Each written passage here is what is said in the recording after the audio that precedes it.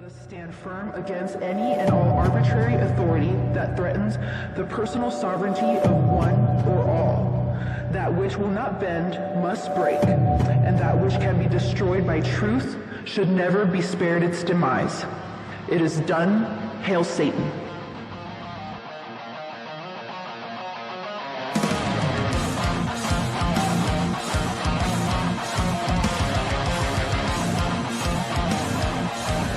We end this tonight.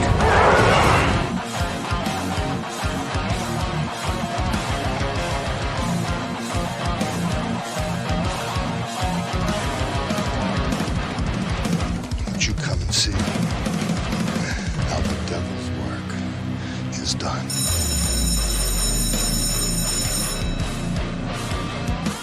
Attention students, class is in session.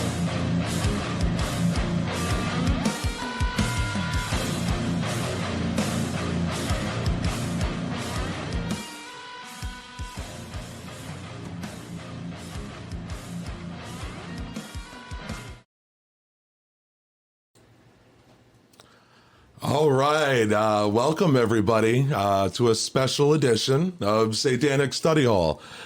We are streaming live at the Satanic Temple virtual headquarters here at the Satanic Estate and also on Twitch for our first time.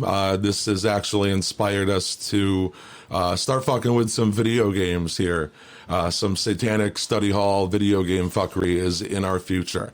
But either way, we have a full house here, and it is an absolute pleasure to be included in the virtual headquarter lineup.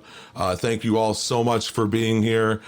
We see all the activity in the chat. Principal Pan is in the house. If you are familiar with Principal Pan, he unfortunately is responsible for keeping us in line. So Principal Pan, do your thing in the chat. Principal Pan will also be collecting questions. We'll talk more upon that later. So tonight here at Virtual Headquarters, we are presenting a special treat for everybody titled An Evening with Krampus, featuring author, educator, and Krampus enthusiast, Matt Lake. Matt Lake is the author of many satirical children's books, including Night of the Krampus. Now, that book is illustrated by a local author to us here at Study Hall by the name of James Link. Jimmy, woo! Yes, Jimmy's work is fantastic, and you'll be able to check that out when we feature an audiobook or a visual audiobook version of Night of the Krampus at the end of Matt Lake's interview. Now, after this brief introduction of who and what Satanic Study Hall is, we will dive into who Krampus is, a bit about his origins and significance throughout history, and translating a little bit into our modern culture. So moving forward, my name is Bill. I am a member of the Satanic Temple, and I'm also a member of Love City Satanists.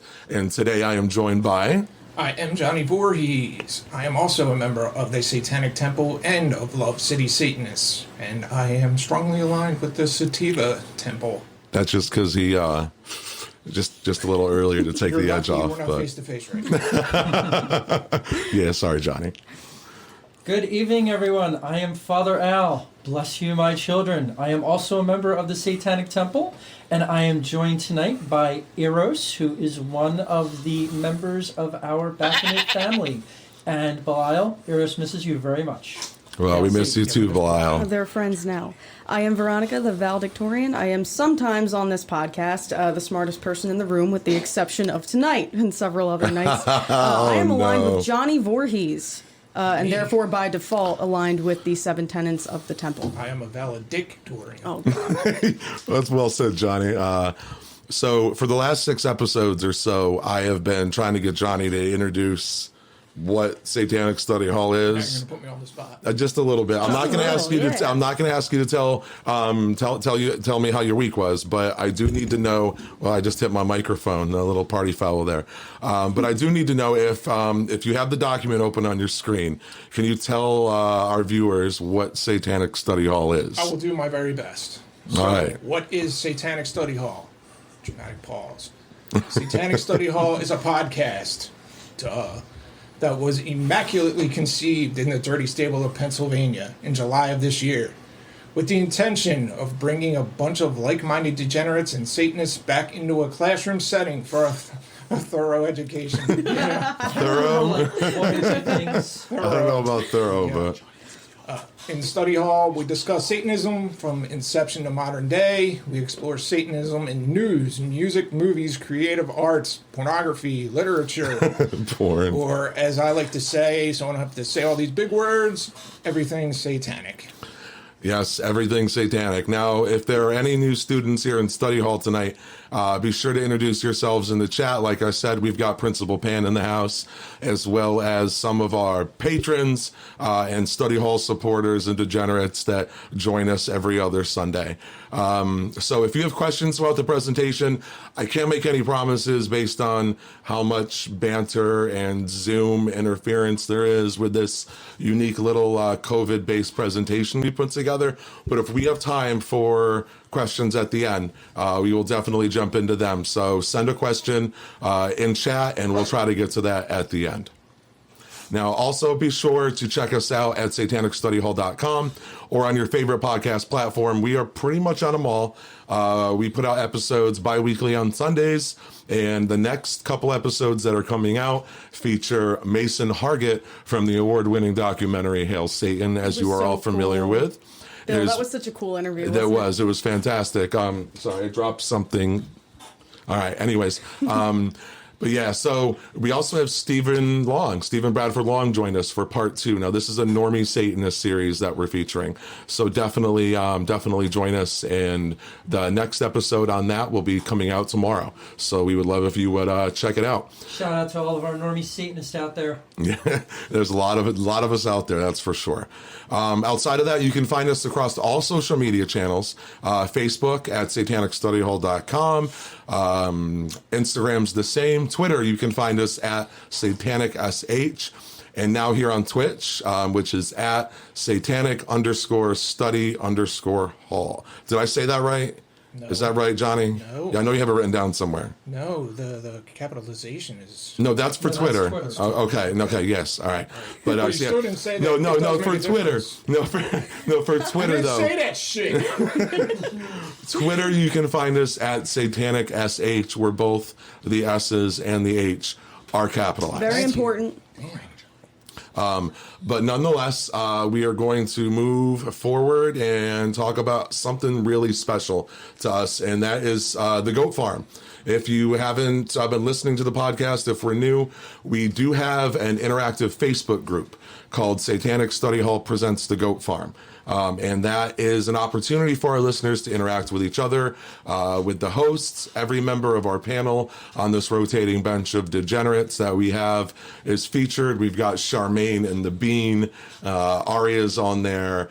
Allie, who was in our very first personal journey and who was our very first patron. She's in the farm participating, and just so many more members from around the world. So check us out on there.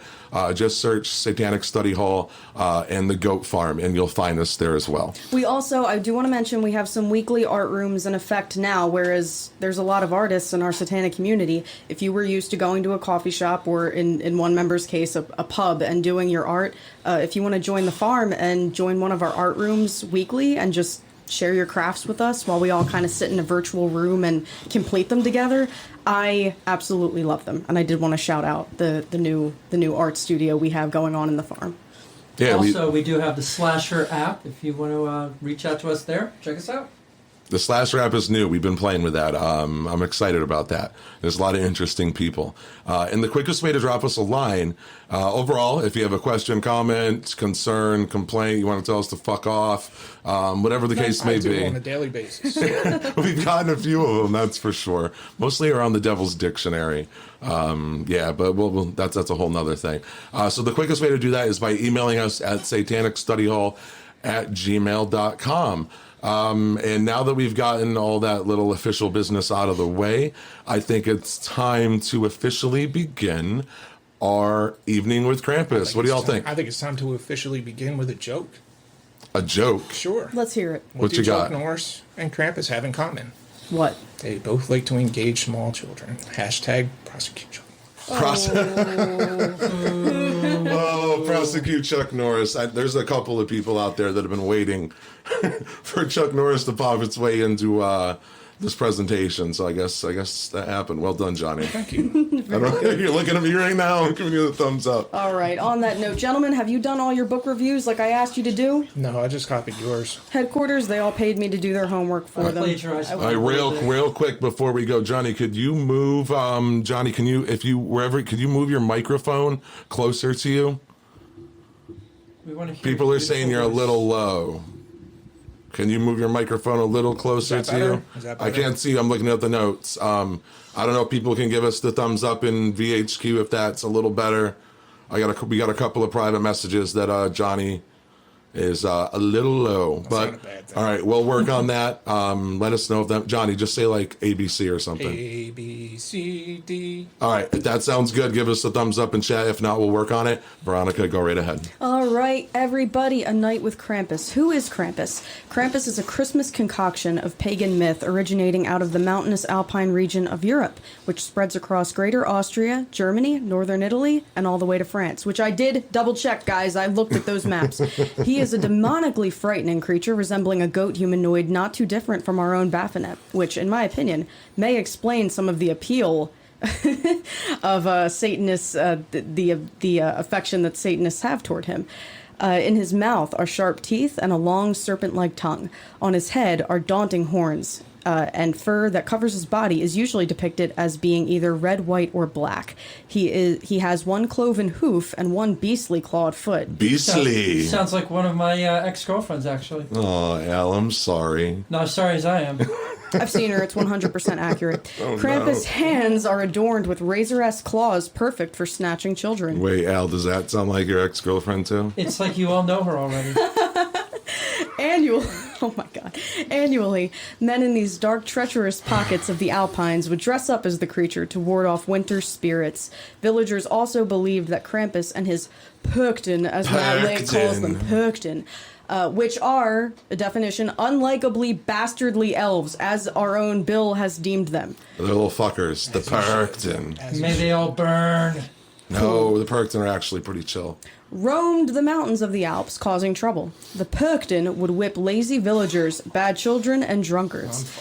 Parents would often warn children that Krampus was coming by leaving gold-painted sticks in their homes all year round to scare them into behaving.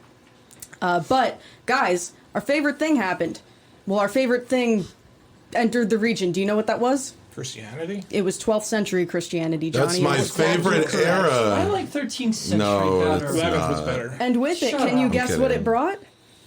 Snow? Theocratic bullshit. And with that, the first attempts at smothering the lore. Those who resisted this change began to morph Krampus's roots as the son of the Norse underworld goddess with Christian concepts of Satan and hell, which I guess in retrospect, I wasn't born in that time, but it would make the combination a little bit easier, just with that association of the underworld and the newer Christian concept of hell.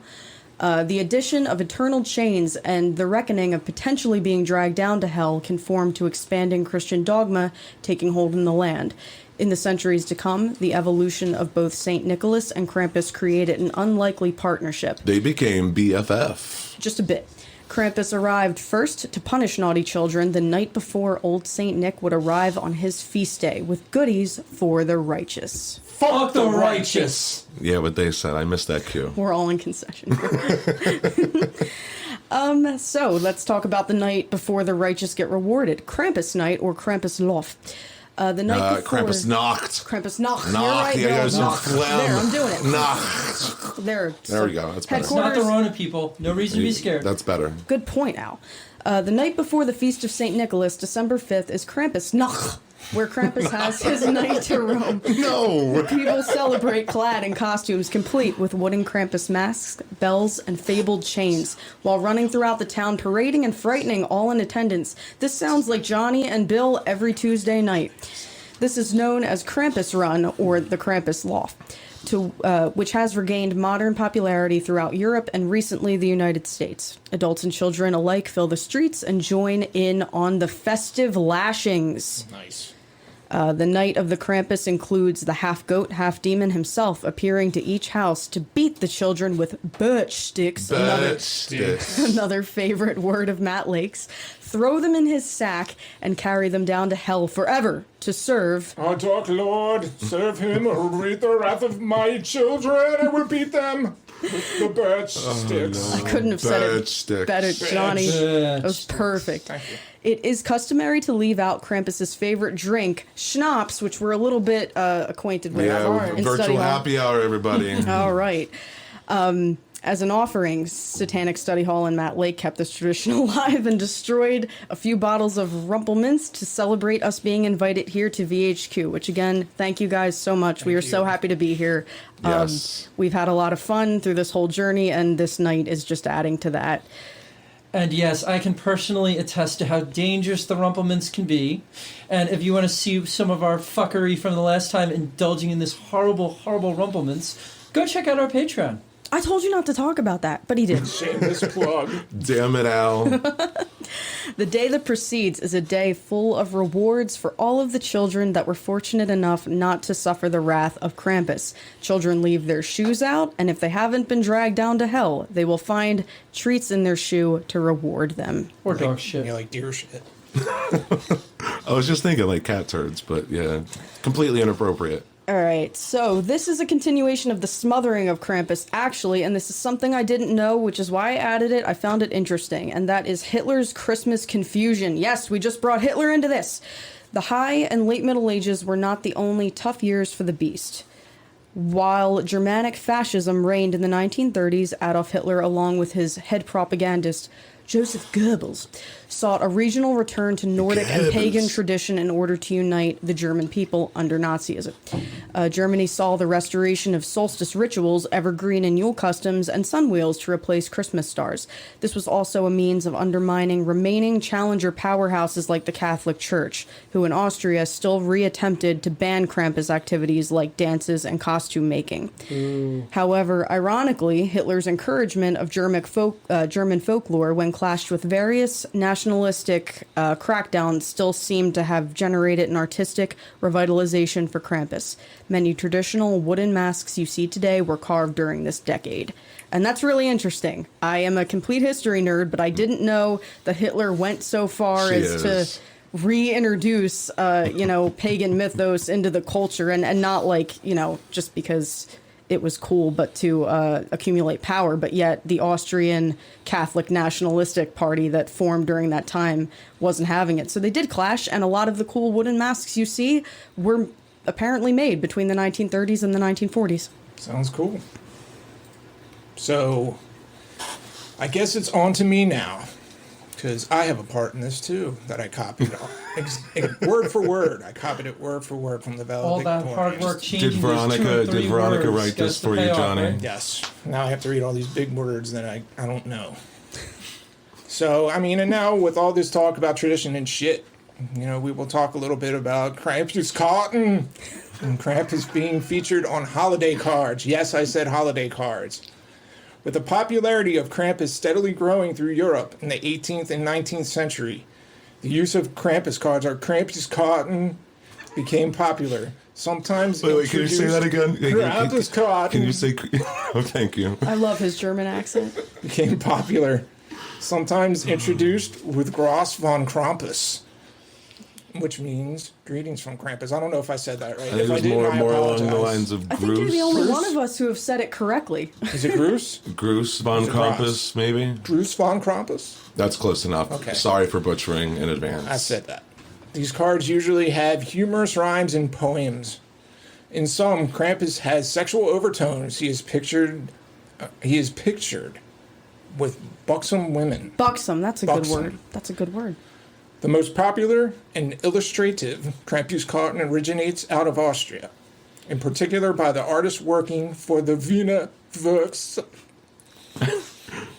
I'm right along with you. I'm Slowly. reading the script. I think it's one letter at a time. Wiener Let's Werkstatt. do it with him. Wiener Werkstatt. Wiener Werkstatt. That's what I said. We'll go with that one. Before the First World War, original Krampus cotton depicted the half-goat, half-demon as a darker, more demonic Krampus, and evolved over time into more of a washed-down Cupid-like creature. Overall, Krampusgarten was not aimed to be warm and fuzzy. They depicted everything from Krampus whipping, beating, and dragging kids off to hell, to Krampus smiling. Oh, Eros. To Krampus being depicted as a woman and whipping tiny men with her bird sticks. Bird sticks. So I'm slightly turned on, I must admit.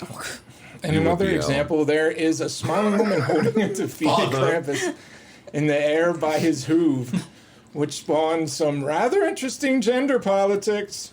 We won't go there, though. No, we won't. Fast forward to... Most Americans were not exposed to Krampus cards until around 2004, when graphic designer Monte Beauchamp, I think so, published an entire book of Krampus cards and even organized an art show to highlight them. I apologize for my shitty reading. No, that's beautiful. I'm failing English. And Krampus card art shows, yes. John, you're good. I'm at the mercy of our producer now, who's putting this all together. But at this point, you did fantastic. Bill, if I was there, I'd slap the shit out. I haven't gotten a red flag yet, so we're just gonna keep on moving. All right, so moving on, let's discuss a little bit about the newfound popularity of Krampus, and especially amongst Satanists. It appears that the growing movement of anti-Christmas celebrations and traditions is picking up steam as time progresses. There is a Krampus movie franchise with numerous titles under its belt. Kevin Smith is producing a project called Anti-Claus, Which I will see. The Jim Henson Studio is producing a work titled Happy Krampus, or as I think it should be titled, Krampus the Frog here. Before we go any further, again, I'm getting my phone's blowing up. We're getting DMs. We know Al's video is dropping in and out, but hopefully the audio is staying consistent for everybody. We do appreciate you kind of working with the tech glitches and whatever's going on. But from what I hear, the audio is good. So video hopefully will catch up. So thank you for kind of working with us. Thank you, guys. Yes. Cookie Krampus. It's true. As a YouTuber that I follow says, I have a face for radio and a voice for print. Stay on track, Al. Moving right on. You just got to be afraid of Gonzo's nose. Krampus parades are picking up steam throughout the U.S., specifically in Los Angeles. Boo. Krampus appears in The Chilling Adventures of Sabrina. You know, the one who borrowed the likeness of TST's Baphomet, under the demon named Bartle in the 2018 episode. Yeah, I wouldn't have said that. I don't know, but it's okay. They borrowed it, but all is well in the world of litigation, from what I understand. Now, Krampus does not sit atop the Christmas demon mountain alone. There are many more demonic and terrifying holiday entities just waiting to dish out punishment and obedience. In Krampusland, we also have an alpine witch by the name of Frau Perkta, who is known to rip out your guts and replace them with garbage. My kind of woman. In France,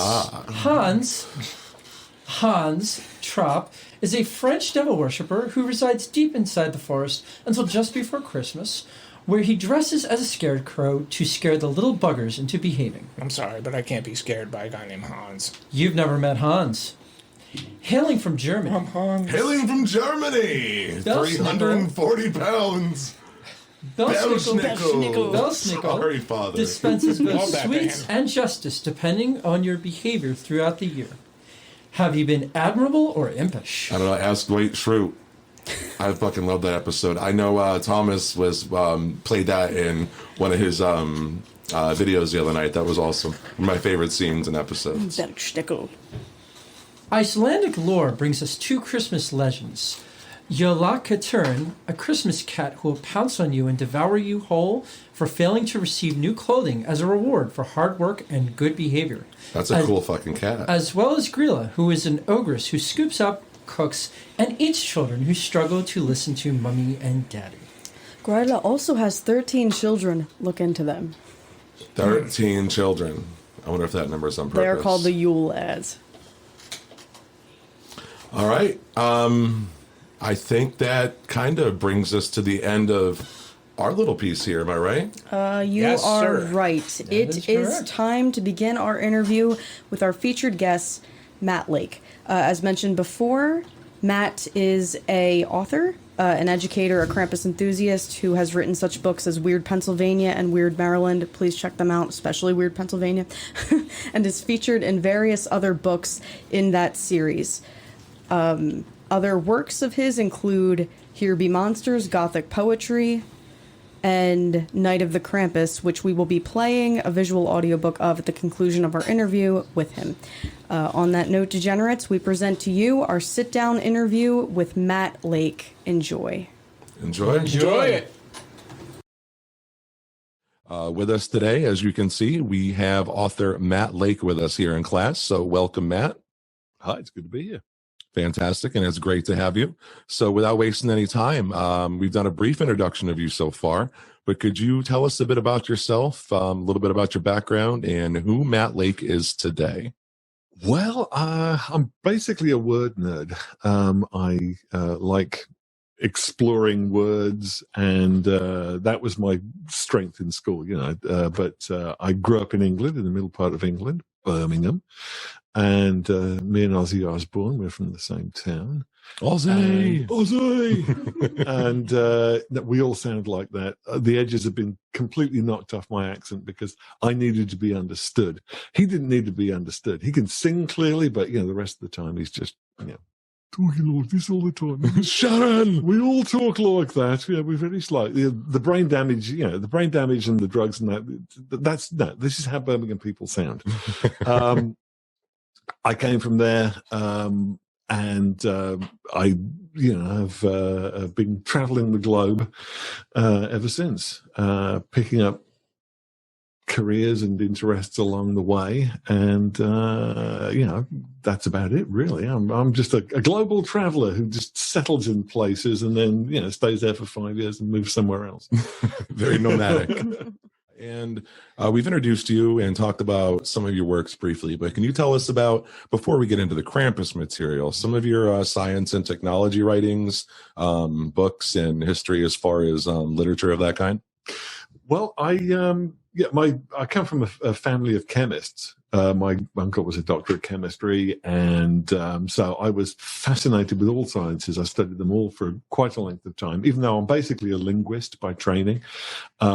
Fascinated me. When I came to this country, I had to earn a living. So I wound up editing editing at a computer magazine, a series of computer magazines. And that got me into general science writing, which I've been doing since the late 1980s. So, if you give me a topic to investigate and study, and then I can give you anywhere between 500 and 3,000 words on it. Bang, this was my stock in trade for years.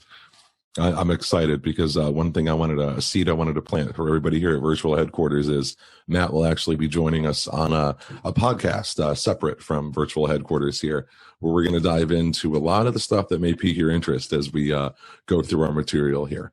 So we'll definitely explore that for sure. So when it comes to dark folklore in particular, what sparked your interest into that genre? It was an exposure to too much saccharine folklore. Christmas in particular. I have a bunch of Christmas traditions that I grew up with. When I immigrated here, which was now more than 30 years ago, there were a different set of traditions. It was Rankin Bass. I didn't know what that was about, and it seemed a little too sweet. And it got to the point where it was entirely too sweet for me. There's an element of darkness to Christmas. The most popular Christmas story of all time has got to be The Christmas Carol by Charles Dickens. And yes, it's about redemption and about a bitter old man becoming a sweet old man, but it's got ghosts in it. And Christmas and horror, this season of darkness and light, is that balance between the two, I think, is imperative. And it was veering too much to the sweet for me. Everything was a little too pleasant, a little too saccharine, and I just started to dig much more deeply into the dark stuff, which had always sort of interested me anyway. But I was in that original wave of goth fans when I was in my 20s. Went to school with the Sisters of Mercy, that kind of trick. Okay, but, it was more podcast stuff right there for sure. I'm writing that down. And so, I just started exploring that stuff a lot more closely. How did the weird book journey begin? in a way you wouldn't anticipate. Actually, it was I did a favor for a book publisher. They had a disastrous project and they wanted it fixed. So they also had blown all their budget on the previous writer and previous editor, and it was a wreck. So I fished it out of the toilet, basically, and they said, we owe you one. And so I did this job for a very small budget. And then they came to me saying, we've got just the project for you. It's called Weird New Jersey. And I said, well, I'm not from New Jersey. What exactly are you trying to tell me? What do you want from me here? They said, we have a fantastic book, but it's 3 times too long. It's a group of people out of New Jersey. They've been putting out a magazine for 10 years. We've got terrific material. And but it's way too long. Can you cut it down? So it was that word nerd part. I was there to trim down a book to, trim down a huge manuscript to a book-length work. And that was what I was hired to do. Partway through that project, I was in the middle of editing this phenomenal story about a woman who was haunted by this ghost, and she felt her husband getting into bed behind her, and she reached over to hold his hand or whatever, and there was something like furry and grotesque. At that point, my office phone rang and I leapt out of my skin. So this was really great material. And when the book came out, it was very successful. And they said, we're going to do one for all of the US. Do you want to edit that? And I was going, yes, absolutely. Sign me up. And then when that came out, they said, well, what states have you lived in? We're going to try and do all the states. And so I wound up doing Weird Pennsylvania, Weird Maryland. And I wound up doing Weird England. Well. That was my next thing. I thought I saw your name on that. Yeah. That was, so, I was working on that series of books for 8 years. And it was the best gig. It was really phenomenal because I had a chance to explore all the stuff that had really interested me, and it was a proper editing gig. So I was writing books, I was editing books, and it was fun. It was using my skills, which were word nerdery, and then it was also this great material. So I was just swimming in this stuff for the better part of a decade. All right. I think that wraps up the general introduction part. And again, we will be diving into a lot more about Matt's background, his journey with the weird books, and more into his science and technology writings, which seem to have sparked his career. So moving forward, we are going to have our valedictorian dive into the wonderful or not so wonderful world of Krampus. So Veronica, it's all you. Thank you, Bill. Thank you so much, everybody here at headquarters, for being with us tonight. Thank you, Matt, so much for agreeing to come on with us. I had the pleasure of making Matt's acquaintance, I think this time last year, back at a public library event where Matt hosted a few open mics and also gave us a few lectures on haunted Delco. I'm sure he picked that up, for all of your weird Pennsylvania research and whatnot. But he is also a dark folklore and Krampus expert. So, Matt, to begin with, can you tell us who is Krampus and what led you to your interest in Krampus? Well, Krampus he's one of the dark folkloric characters. This is a season, obviously, when the days get shorter, the nights get longer. It's a season where there's a lot of darkness around. And it's also a season in which every culture in the Northern Hemisphere has a festival of lights somehow. Because what happens is it gets cold, you get miserable, you get depressed, and there's danger. There's danger all around you. There's danger of starvation. There's wild animals that want to eat you. So there's the culture is one of extreme darkness and fear, which is one of the reasons that there are Christmas ghost stories and horror stories around this time of year. And there's this interplay of darkness and light. There are sort of like glowing, nice, warm characters. there are, and then there were dark and dangerous characters. And, the Krampus was one of these old folklore characters. They're called Perkten in German, and there are light and dark Perkten, and he's one of the dark ones. There are some that are glowing and bright and warm and wonderful, and then there's other ones like Krampus, who is out to get you. And if folklore serves a purpose, it is basically to train people to survive in the world around them. And the Krampus is one of those dangerous characters that will get you if you put a foot wrong. And many folkloric characters are used to train children into how to behave. There's always something dark in the woods. There's a witch in the woods that's going to eat you, and that keeps children out of the woods. There are dark spirits in the water, so it keeps children from drowning.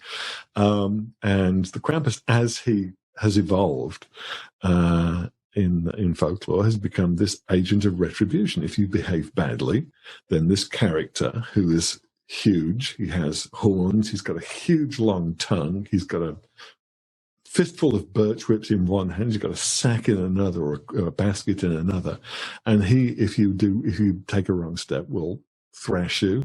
If you're really unlucky, he'll bang you in his sack, and then he will carry you off. Carry you off to hell, as my research tells me. So with the horns and the kind of demonic aesthetic of him, is that your favorite depiction? Do you have a favorite depiction of Krampus in particular? Well, I do. There was a series of folk. He was very popular for postcards in the 1920s. Mm-hmm. And so the lolling great tongue and the beatings and the chains and everything. He's kind of a sexy character in some of these saucy postcards, and then he's very seldom really terrifying, as he is in the Krampus Lauf in Austria and Germany.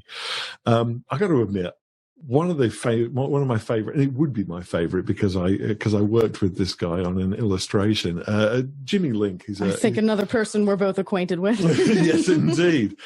He was I was going to say he's a neighbor of mine. He was 8 years old when I met him. So the son of a neighbor of mine. He is a lovely illustrator, and he worked on this illustration. I'm going to show it to you. There we go. I really like this because he looks kind of impish in this picture, but he's also also grotesque, and so I kind of like this one. But yeah, I'm biased that way because I do love it too. I'm a big fan of Jimmy's work. It's so cool that he got the opportunity to illustrate something as awesome as Krampus. Is there anything in regards to the lore of Krampus that you think gets overlooked? Yeah. People assume that he is there to punish, that he is an evil character. I don't think he is. I think that he is a necessary part of balance. I think he's an agent of retribution. If there is a wrong done, there needs to be a commensurate level of punishment for it. This is a season where everyone's supposed to be, sort of like warm and friendly and loving, and that is essentially this is how people live in communities. Yes, we are supposed to be accepting, but if people transgress, the norms of society, if they are just mean or they do wrong by other people, it offends everyone's sense of justice, particularly children. If somebody gets away with something that is, they know is wrong, it undermines your faith in doing right. And Krampus, because of the way he looks and because he's a creature of horror, is treated like an evil thing. No, he's an agent of retribution. He needs to be there so that there's a balance. People are naturally drawn. I think people are naturally drawn to doing good, but some people are not. And if they transgress, then they need to be brought into order. And I think that he's not an agent of chaos. He's an agent of keeping things on the straight and narrow. And I think that is very, very often, sort of overlooked. Oh, yeah, completely. And that perfectly ties into our next question, which is just personal interest of mine, like between later folklore, like what Santa Claus has kind of evolved into, minus all of the, ridiculous commercialism, right. And things like Krampus and the Icelandic Yule lads. What do you think is more effective in educating and entertaining children? And do you think they both have equal value, especially like in this day and age? I really do think they have equal value. I think that, too much darkness drags you down, drags you into depression. It drags you, and it isolates you. Too much, lightness and sweetness and too much candy, it's just not good for you. It creates an unrealistic expectation of what life is about. And so that is an excellent point. I'm hugely in favor of. I'm often a Pollyanna about things. I really like the idea that life is a positive thing, and that this is the best of all possible worlds, and we can make it better by our actions. I also know that not everyone thinks that way, so it is good to be reminded every so often that there are people or agents of darkness, and that there are also agents of light, and that we need both essentially to create a balance in the world, this is one of the reasons I rather like the way Krampus in particular is portrayed, because often in these postcards that were circulated in the 1920s, there is Saint Nicholas, who's a bishop. I mean, he's got the mitre, he's got the clerical robes, and he's there handing out good things to the good children. And then in the back there is the other side, the creature that gets the bad children and makes sure that they are duly they're treated appropriately for what they have done. Just through this whole research journey, we've covered kind of like the just the evolution and the mixtures of pagan and Christian entities like Saint Nicholas, and kind of the bishop look with the idea of like an alpine demon. What do you think about the inevitable evolution and mixtures of local folklore over time, both religious and regional? Like, what do you think about their evolution overall? Do you think they should try to be more preserved at this point as they are, or do you think that their evolution and mixture is something to like kind of look forward to for all of us? I like the way folklore adapts to changing societal views. A lot of folklore that I grew up reading in the 1960s, was stuff that had been written in the 1930s that my parents had grown up with, and it was relevant to them at that point because they lived in a different world. And I think that as people's viewpoint, we don't live in an agrarian society anymore. We don't get the seasons of most of us at any rate don't get the seasons of harvest and just how perilous winter is. We're somewhat insulated from that in an urbanized and mechanized industrial society. So in order for folklore to really gel and to stick, it has to adapt. So the old folkloric characters, as they were relevant 1,000 years ago and before, they were Christianized in a lot of cases. The Krampus became Christianized also. He became kind of like a sidekick of Saint Nicholas. Exactly, yeah. And he was never supposed to be that. Well, the thing that always got me was in German folklore. So everything. So the present giving is December 5th. It is Saint Nicholas's night. So that's when the presents happen.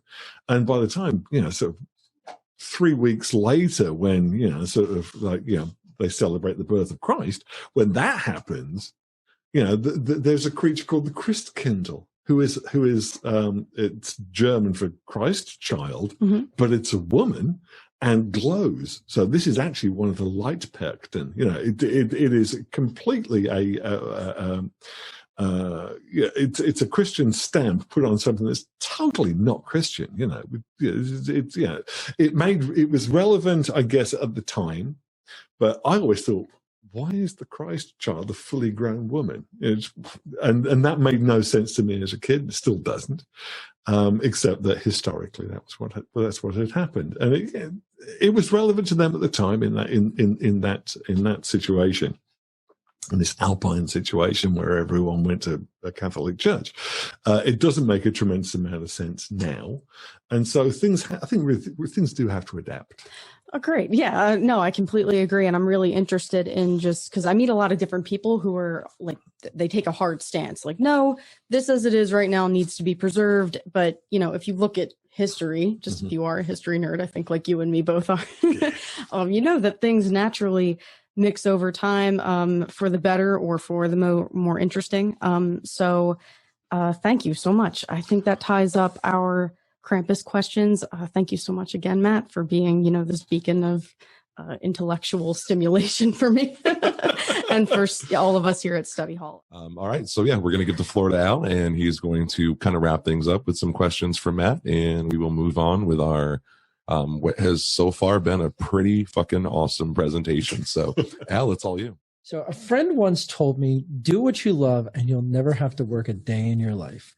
Would that be the case for you? I've got this like Scottish Calvinist kind of upbringing here. The idea of not doing a day's work in my life sounds awful. So I like a true damn Calvinist. You brought Calvinism into this. I'm sorry, it was there. I had to pick it up. You are a product of your upbringing and your culture, and mine was one of, so the idea of, I like work, I really do. And I happen to really enjoy probably somewhere between 45 and 75% of what I do at any given time, I really like. But there's always going to be 65 to 25%. I'm doing this math on the fly. That's not bad, is it? There's always going to be that element that I basically don't like, but I don't like working so much as I like having worked. I like to be able to say I've finished something and it's done and I can move on to the next thing. So I do love what I do, even if I don't really like it, because at some point I'll have finished it and I'll be able to think, right, that's done. What's next? So tell us about your passion for the infamous Elf on the Shelf. Am I allowed to swear? You most certainly are. Fuck yeah. 100%. Fucking hate him. Not a big fan of the Elf on the Shelf, and I will tell you why. It actually relates very specifically to Krampus. I became enchanted with Krampus and this business of light and dark. And a lot of people were basically being surface judgmental on him. He's like, he looks frightening. I don't like that. I don't think it's a good idea to have this around children. And these were the self-same people who had an Elf on the Shelf. And despite what it says on the cover of the Elf on the Shelf book, it's not a Christmas tradition.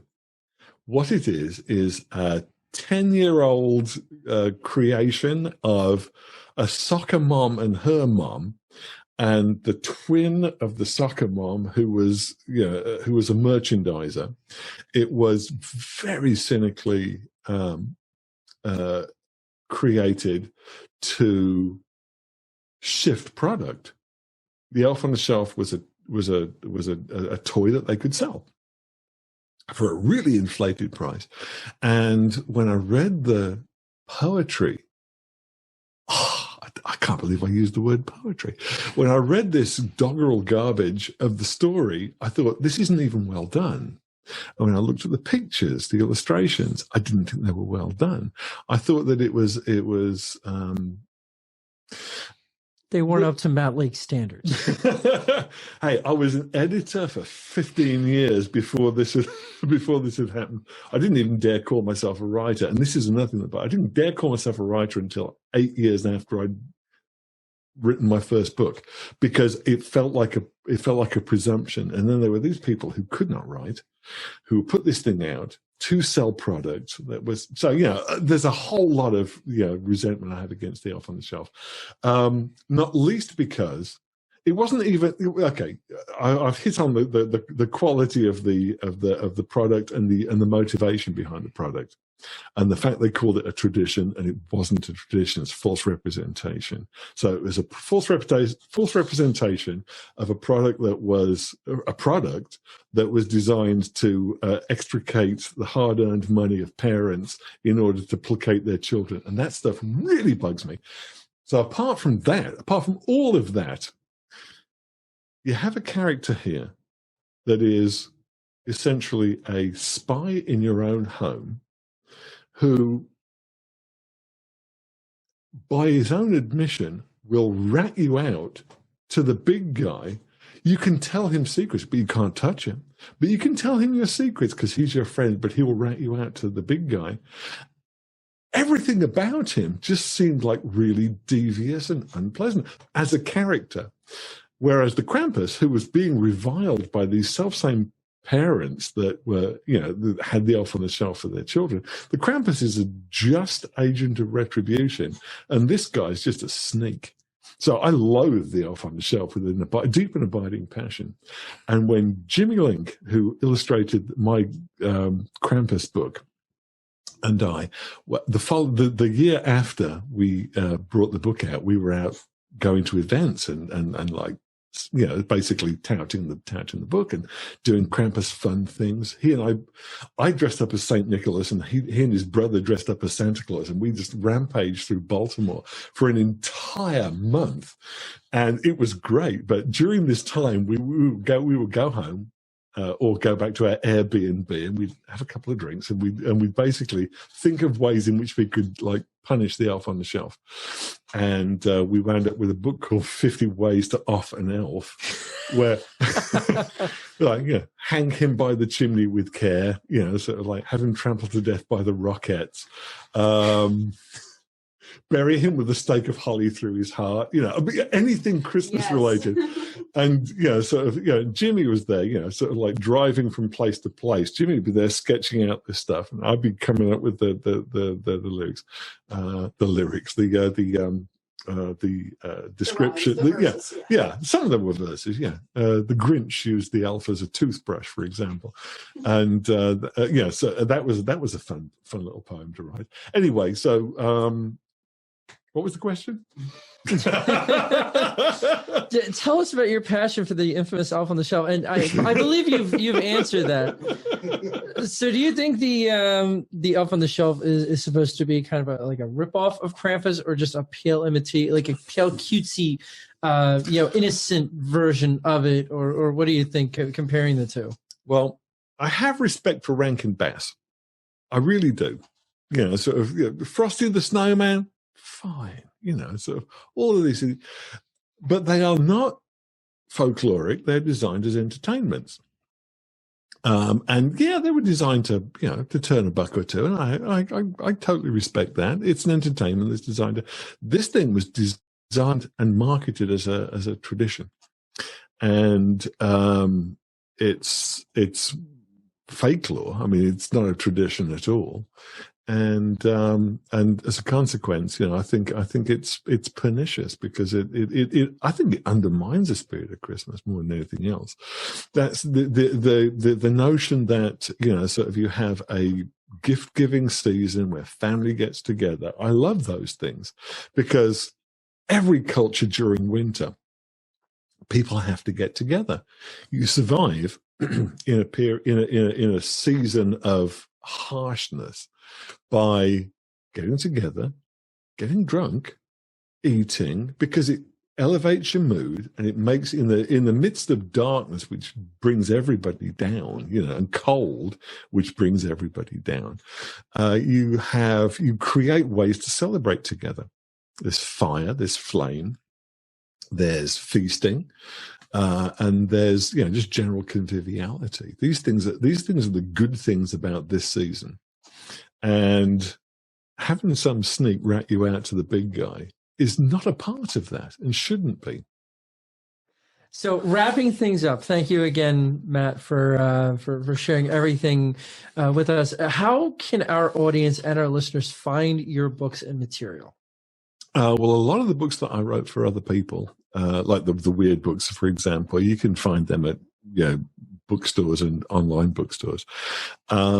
I've recently started to do some very local stuff for Delaware County.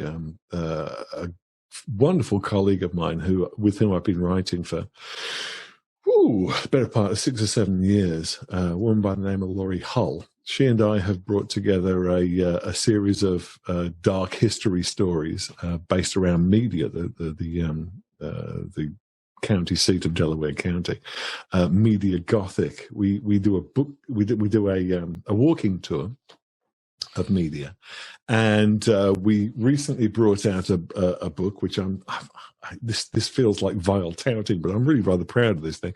This is the dark history of media, Delaware County, Media Gothic. So we brought out a book here. This is only available at media retailers, so it's probably going to be outside the scope of many of your listeners, but anybody on State Street that sells stuff, they're going to be carrying this book. Details of that are at mediagothic.com, and if you want to track me down on the social media, I'm that Matt Lake at face the book and that kind of stuff. So that's pretty much how you track me down. Although I'm starting to discover from your illustrious producer over there that it's pretty easy to track me down from the breadcrumb trail of the past 30 years. He's been horrifying with me with details that I didn't think were public. A couple of strategic Google searches with all those weird things that you learned like in your queries and in college. It produced some good results. So I mistrust a man with a knowledge of Boolean operators. And for everybody out there at headquarters who's not a complete computer nerd junkie, I would like to end this with saying, hey, I met Matt at a public library event when our lives are back to normal and COVID is, somewhat just out of our scope of reality. Please take the time to research your local community events and local events at your local public libraries. If you can get there, if you can make it, go with friends. You will be surprised by the amount of talent, you will see you will get from these public resources. Authors, illustrators, general intellectuals. It's been such a pleasure, and it's kind of a small world. I had a great time, Matt. Thank you so much. We all did. Thank you. Thank you. Yes, thank you, Matt. It was awesome.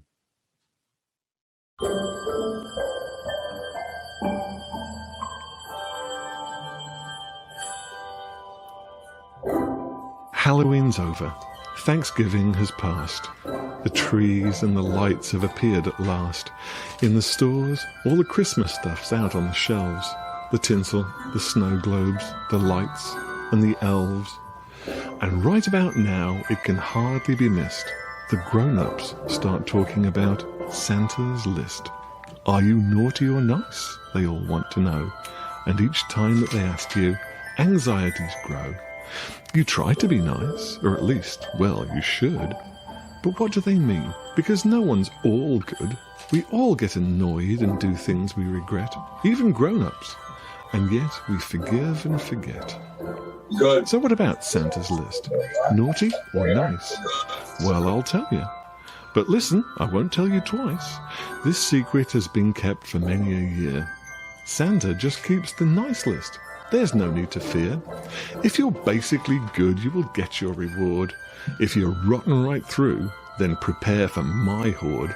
For I keep the list of the naughty, I swear. Yes, I am the Krampus. You'd better beware. I assemble my list from close observation. I spy and I phone tap with great dedication. You may see me or hear me as I skulk about. And know this about me, I'm no friendly scout. You'd better believe that I'm not very nice. I'm making a list and I'm checking it twice. And if you're on it, you'd better beware. I'll punish you hard and I won't even care. So, how will you know that you're there on my list? I'll show you some clues that you'll find hard to miss. Look around till you see me, up high on the shelf, and check out my hands to see for yourself. Am I holding a chain to be used for restraint? Do you think that that's good? Because it certainly ain't. I chain up the mean kids and laugh as they weep, and scare most of them straight as their parents all sleep. Am I holding some birch sticks? Well, that's even worse. If I'm holding some birch sticks, then somebody's cursed. Those sticks will thrash kids who are thoroughly rotten. If you see them, you'll know that I haven't forgotten. So there are your warnings, the chain and the sticks. If you see them, you'd better give up your mean tricks, 'cause a beating's by far not the worst I can do. Say your prayers, 'cause you don't want this happening to you. If you look round your house on a cold winter's day, and I'm up on the shelf, or your couch or duvet, look around or behind me, in front and in back, and see if I've brought my big Krampusy sack. If I have, you're in danger because you've been awful, and punishment's coming that's cruel, but it's lawful. You'll be stuffed in that sack. It's so sad to tell, and I'll carry you off in it straight down to... Well, I think you're now wise to my place in the world. I'm the Krampus, and I know every boy and each girl. Most of you, Santa will shower with love. The rest of you suffer the Krampus's shove. So every year, on St. Nicholas night, I'll come to your home, not to give you a fright, but remind you that I keep the naughty kids list, and no one who's on it will ever be missed. They'll be gone. And I think that is all for the best, for peace upon earth and goodwill to the rest.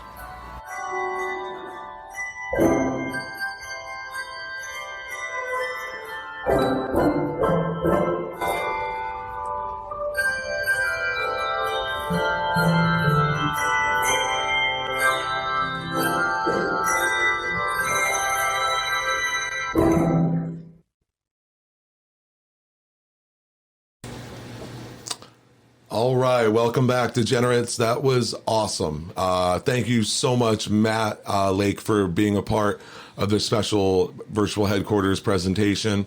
We also will be featuring Matt Lake in an extended podcast that will be released next Sunday.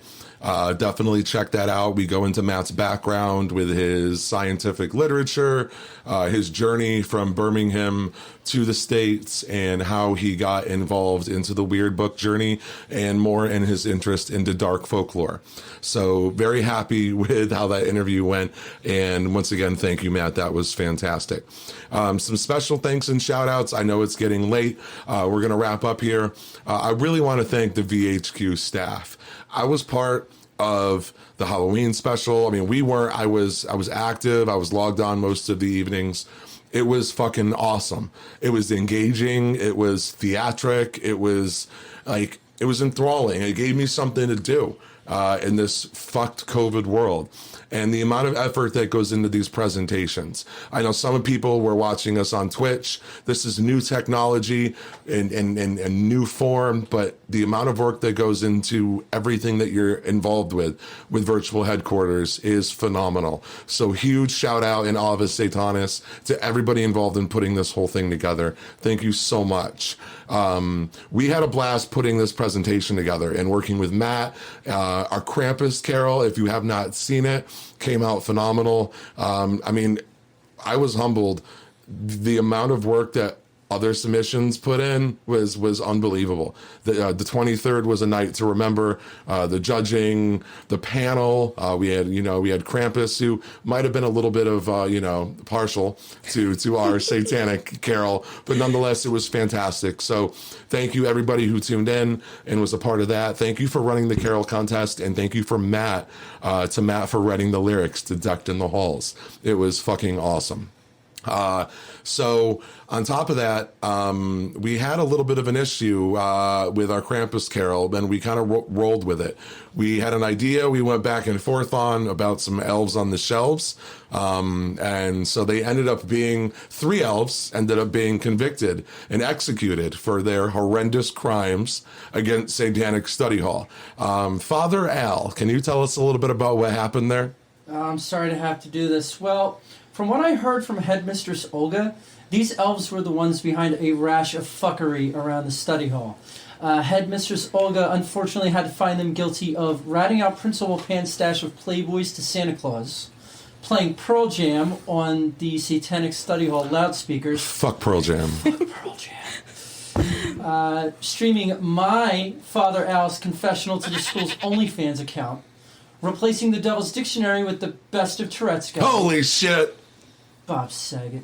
Anyway, let's see here. Using Johnny's drumsticks. Oh, Satan. I can't even say that one out loud. What do you mean, my drumsticks? You don't want to know. We didn't tell him. And just for being dicks. Yeah, you hear it on the Devil's Dictionary. Don't be a dick. If you don't be a dick, you get along well in life. I thought they smelled funny. You saw how those elves went up. Yes. Don't let that happen to you. Father Al, how can our listeners and viewers here at headquarters find the full elf execution? Go to our YouTube channel. Just look up Satanic Study Hall in the search, and you'll see the elf execution video. Yes, so thank you for that. We've gotten some good feedback on that already, and it was so fucking good that we put it in our Krampus Carol. Why not, right? And made for some good cutaway footage. Some It's quick family viewing. Now, some quick thank yous before we wrap up. Love City Satanists, fucking awesome group of people. Proud to be a member. There's great things in the works with Love City right now. So again, keep your eye out and your ears in tune for some big happenings coming out of that group. Satanic Temple, New York City. Since we launched this podcast, unreal support, whether it's a retweet, a like, a share, a comment. Thank you so much for your support and for everything that you've done for the satanic community. Your presentations on TST TV, here at Virtual Headquarters. Rock the fuck on. Hail Satan. We love you and thank you for all your support. Aria and Baphomet. We just had Aria on for a 2-part personal journey series, where we took a pretty deep dive into her story, how Satanism came to her, and her journey overall. And it's some of the best material we've produced so far here at Satanic Study Hall. I think our listeners would agree. Aria is active with Baphomet on Twitter and all facets of social media. Fuck Facebook. Right behind you, Aria. I'm just working on my exit strategy. But you've been so incredibly helpful and supportive to the podcast and us. So thank you so much for that. We talked about Mason Hargett and Stephen Bradford Long. Woo-hoo! They're coming up on our 2-part Normie Satanism series. All of our supporters and kick-ass guests. The numbers that are viewing this do not matter to us at all. Just the support and the feedback that we get to get better, to grow, and just to give our listeners and supporters better content. All of our Patreon supporters, I'm not going to sit here and ask you to support. That's up to us to do on our own time. But thank you to everybody who contribute to the podcast. It's ridiculously humbling that, a small group of Satanists, whether new or experienced, have come together to kind of, under this guise of study hall and in the classroom, learn and project those learnings to this community that has been so welcoming to us. Outside of that,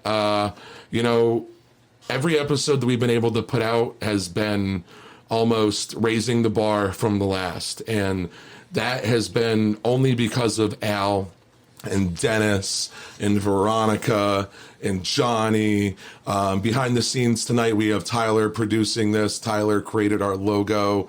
Winter is, holding down, chilling with Principal Pan in chat. This has been fucking awesome. And Bill, shout yourself out. You have right. No idea how hard this gentleman works. It is an inspiration, and I don't say that, I mean that.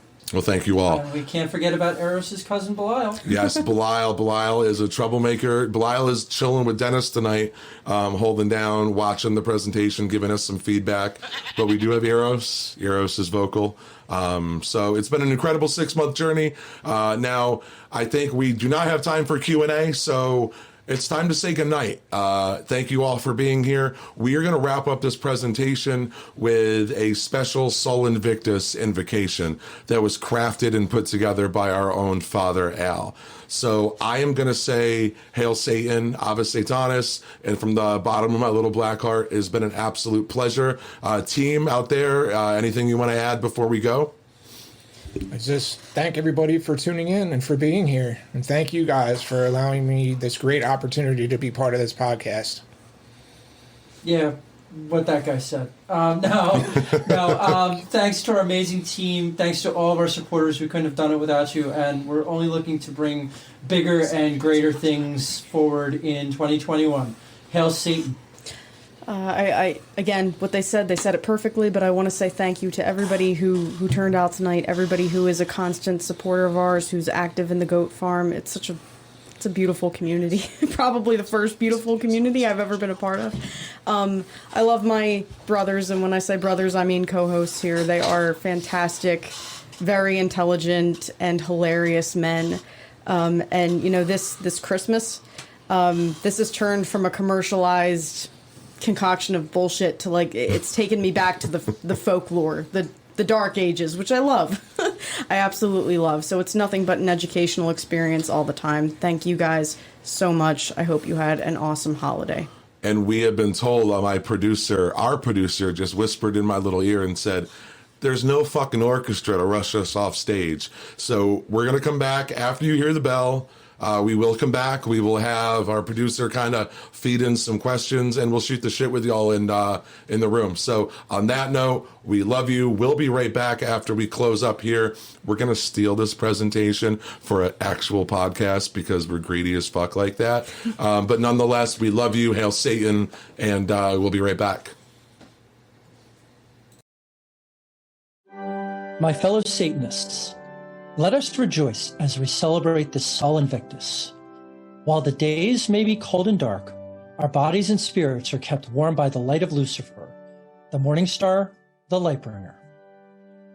We gather not to honor false deities or other superstitious nonsense, but to honor each other, our family, our friends, and our satanic community, bound together by calling, purpose, and the unquenchable thirst for truth and unity. We reflect upon Sol Invictus, meaning unconquered sun, representing the sun god soul of the latter Roman Empire, along with the epithet Invictus, used for many deities such as Jupiter, Mars, Hercules, and Apollo. We contemplate the meaning of the word Invictus, which is translated as unconquerable. We stand as one, unconquered and undeterred, united by our satanic faith. Let us be grateful for our satanic community, yet always keep in our minds and hearts those whose religious beliefs have brought upon them humiliation, persecution, loss, suffering, and death. Let us be thankful for our family and friends, but we should never neglect those who are celebrating this holiday season without such bonds, either through loss, abandonment, or necessity for their own well-being. Let us not discount our health, for despite our ailments and weaknesses, we still draw breath every day. We should use our capacity, how great or small, to assist those who suffer daily due to the limitations placed upon them by our fragile mortal vessels. Let us be appreciative of our homes and all of our material possessions, but we must never turn a blind eye to those who anguish daily due to lacking even the most basic of human necessities. Let us wake up each day thankful for the ability to serve our neighbors and our community, and we must never take for granted our obligation to help those less fortunate than ourselves. We close this invocation with the words spoken to us by the late actor John Dunsworth. You know what the best currency is? The best currency, the most valuable currency of all, is gratitude. When you're dead, but you're not quite so dead if you contribute something. Happy Sol Invictus and Happy New Year to our entire Satanic Temple community. Ave Satanas, and good night.